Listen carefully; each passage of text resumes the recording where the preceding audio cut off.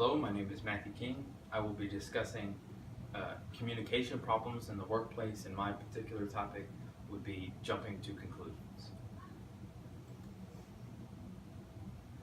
What does it mean to jump to conclusions? Well, jumping to conclusions is a failure to make a distinction between what we have heard or observed and what we have only inferred or assumed. This is known as the inference observation confusion.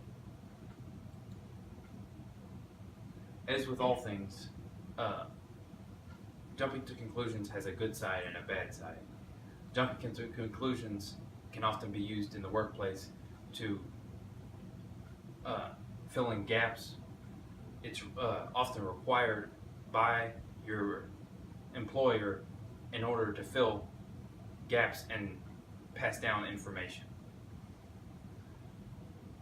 On the other end of the spectrum, jumping to conclusions can often be risky even if calculated, and can cause a communication breakdown if someone misunderstands what you have said because you have jumped to a conclusion.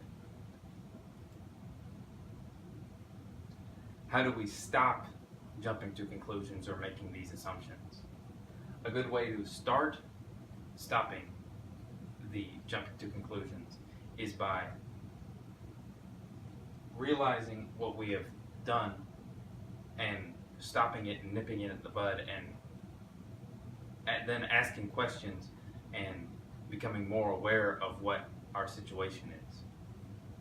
Secondly, we can separate the things we have observed and heard in our mind and then play that out in our daily lives. Thirdly, you should and can ask these questions from your employers, and rather than making assumptions and hurting people's feelings and offending people, you can have a better understanding of what you are expecting. In conclusion, our goal here today was to assist people in solving communication problems in the workplace. In summary, we've discussed sexual harassment, overreacting, being unprepared, communicating effectively in the workplace, and jumping to conclusions. We hope you have learned something today that you are going to be able to use and use this newfound knowledge going forward in your daily lives.